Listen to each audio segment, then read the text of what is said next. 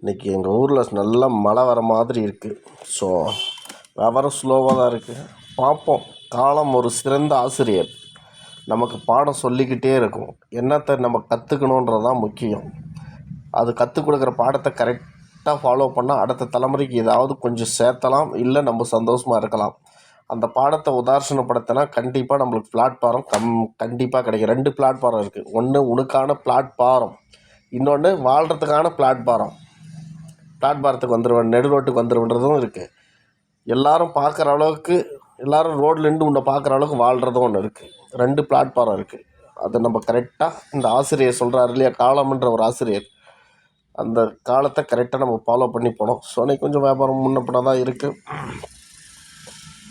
வாழ்க்கைன்றது எல்லாருக்கும் புனிதமான கிடைச்சிறதில்ல. கிடைக்கிற வாழ்க்கை அழகாக நம்ம வாழணும். ஸோ நான் பேசி போகிறதுனால வியூவர்ஸ் வர்றதில்ல, பரவாயில்ல, அதை பற்றி அதனால் நான் சமாளிக்கும்